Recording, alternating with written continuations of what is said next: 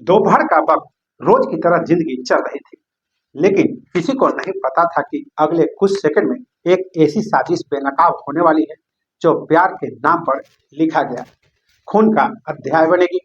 दिन दहाड़े गोलियां चलती है और एक 30 वर्षीय आदमी जमीन पर गिरता है। भीड़ जुटती है और एक पत्नी फूट फूट कर रोती है।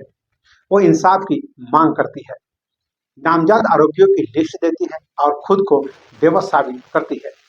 लेकिन सीसीटीवी की खामोश आंखें कुछ और ही कहानी बयां कर रही थी। क्या ये सिर्फ साजिश में हुई हत्या थी या फिर एक ऐसा प्यार जिसने पति को रास्ते से हटाने का फैसला कर लिया था? 100 घंटे की जांच, 4 गिरफ्तारियां और एक ऐसा सच जिसने पूरे मसौढ़ी को हिलाकर रख दिया। नमस्कार, मैं हूं विपिन और आप देख रहे हैं न्यूज इरा की खामोश वारदात, जहां आज हम बताएंगे कैसे एक पत्नी ने अपने ही पति की हत्या की पटकथा लिखी और फिर खुद ही आंसुओं का अभिनय किया। राजधानी पटना के करीब 35 किलोमीटर दूर एक शांत कस्बा मसौढ़ी। दिन था 17 जून 2025। दोपहर का वक्त, सूरज सिर पर था। बाजार में सामान चहल पहल थी। राम जानकी मंदिर के पास ठेले पर बर्फ बेचने वाला 30 वर्षीय व्यापारी राजेश चौधरी रोज की तरह अपने काम में लगा हुआ था। लोग आ जा रहे थे, कुछ खरीद रहे थे, कुछ मोल भाव कर रहे थे। सब कुछ समान था। तभी अचानक 2 गोलियों की आवाज पूरे इलाके में गूंज उठी। लोगों की चीखें, भागते कदम और जमीन पर खून से लथपथ पड़ा राजेश। कुछ ही सेकंड में जिंदगी खत्म। लेकिन इस कहानी का सबसे खतरनाक हिस्सा अब शुरू होने वाला था। हत्या की खबर जंगल में आग की तरह फैल गई। भीड़ इकट्ठा हो गई। पुलिस पहुंच गई और थोड़ी देर बाद वहां पहुंची एक महिला, सफेद साड़ी में, बिखरे बाल और आंखों में आंसू। वो थी ममता देवी, जो कि राजेश की पत्नी थी। वह जमीन पर बैठ गई, रो रो कर बेहोश होने लगी। उसने कहा, मेरे पति को साजिश के तहत मारा गया है। कुछ लोग दुश्मनी रखते थे। कुछ ही घंटों में ममता ने मसौढ़ी थाने में एफआईआर दर्ज करा दी। उसमें 5 लोगों को नामजद आरोपी बनाया गया, जिसमें कुंदन चौधरी, अनूप चौधरी, नीरज चौधरी, कांति देवी और मुन्नी देवी। मामला सीधा लग रहा था, पुरानी रंजिश, बदला और हत्या। लेकिन पुलिस की नजर में कुछ बातें खटक रही थी। घटनास्थल के आसपास लगे सीसीटीवी कैमरे की फुटेज जुटाई गई। फुटेज में दिखा एक युवक मोटरसाइकिल से आता है, पास खड़ा होता है और कुछ सेकंड में गोली चला देता है। लेकिन उससे पहले एक महिला उससे बातचीत करती दिखी। पुलिस ने फुटेज को जूम किया। वो कोई और नहीं बल्कि राजेश की पत्नी ममता थी। अब सवाल उठने लगा, अगर वो मौके पर थी तो उसने पहले पुलिस को क्यों नहीं बताया? उसने खुद को पूरी तरह बेखबर क्यों दिखाया?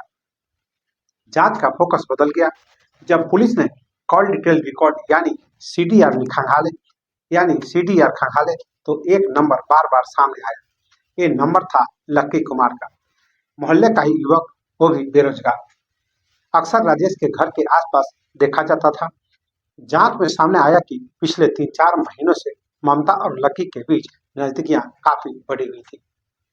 शुरुआत हुई थी बातचीत से, फिर मोबाइल चैट से, फिर चोरी छिपे मुलाकातें। इस बात को लेकर राजेश को शक हुआ था।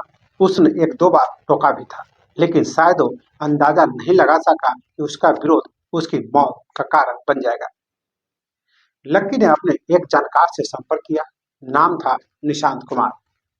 निशांत पहले भी आपराधिक गतिविधियों में शामिल रह चुका था। नक्शा तैयार हुआ। राजेश की दिनचर्या की पूरी जानकारी जुटाई। एक नाबालिग को शामिल किया गया, जिसने लाइनर का काम किया।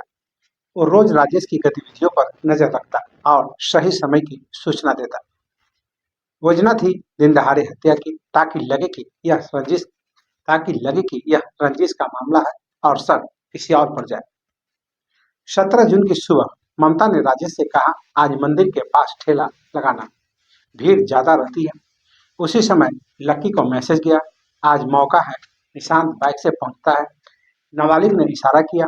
ममता मौके के आसपास मौजूद रही। कुछ सेकंड की बातचीत और फिर गोलियां। राजेश गिर पड़ा, शूटर भाग गया और ममता चीखने लगी। बचाओ, किसी ने मेरे पति को मार दिया। पूरा दृश्य ऐसा रचा गया जैसे वह खुद पीड़िता हो। पटना पुलिस ने मामले को गंभीरता से लिया। सिटी एसपी पूर्वी परिचय कुमार के नेतृत्व में एक विशेष टीम बनाई गई। टीम ने 3 स्तरों पर जांच शुरू की। पहला, तकनीकी जांच, जिसमें call detail, location, CCTV footage. दूसरा, मानव खुफिया, जिसमें पड़ोसियों और रिश्तेदारों से पूछताछ। और तीसरा, आर्थिक ट्रेल, यानी पैसे के लेन देन का पता। और धीरे धीरे साजिश की परतें खुलती चली गई। ममता के मोबाइल से नाबालिग ने पूछताछ में कबूल किया। उसने कहा, मुझे कहा गया था कि राजेश भैया कब ठेला लगाते हैं, ये बताना। अब पुलिस के पास सबूत थे। हत्या के महज 100 घंटे के भीतर पुलिस ने पूरी कहानी को सार्वजनिक कर दी, जिसमें गिरफ्तारियां हुई। ममता देवी, जो पत्नी, लकी कुमार प्रेमी, निशांत कुमार शूटर और नाबालिग लाइनर। हत्या में इस्तेमाल हथियार बरामद किया गया। जिस महिला ने एफआईआर दर्ज कराई थी, वह निकली मास्टरमाइंड। मसौढ़ी सन रह गया। यह सिर्फ एक हत्या नहीं थी, यह सवाल था रिश्तों की सच्चाई पर। क्या प्यार इतना अंधा हो सकता है? क्या कोई माँ, पत्नी, इंसान इस हद तक जा सकता है? राजेश के परिजन अब भी यही कहते हैं, अगर वो अलग होना चाहती तो हो जाती, लेकिन जान क्यों ली? ममता अब जेल में है। जिसने कभी पति के लिए व्रत रखा होगा, वही आज हत्या के आरोपी है। कीमत अब उम्र कैद की सजा बन सकती है। निशांत ने कबूल किया, पैसों के लालच में गलती हो गई, लेकिन क्या ये सिर्फ गलती थी या सोची समझी हैवानियत? राजेश की एक छोटी सी दुनिया थी, ठेला, घर, पत्नी और बहुत सारे उम्मीदें। आज उसका ठेला खाली है। मंदिर के पास वही जगह है, लेकिन वहां एक खामोश याद बस गई है। लोग अभी गुजरते हैं, धीरे से कहते हैं, यही वो जगह है मसौढ़ी का। यह हत्याकांड हमें सिखाता है, हर आंसू सच नहीं होता, हर प्यार पवित्र नहीं होता, और हर कहानी वैसी नहीं होती जैसे हमें दिखाई जाती है। कभी कभी सच 100 घंटे लेता है सामने आने में, लेकिन जब आता है तो रिश्तों की नींव हिला देता है। मैं हूँ विपिन, आप देख रहे थे न्यूज एरा की खामोश वारदात। अगले एपिसोड में फिर भी कहानी के साथ, एक नई सच्चाई के साथ। तब तक सावधान रहिए, सुरक्षित रहिए, क्योंकि अपराध कभी सोता नहीं। नमस्कार।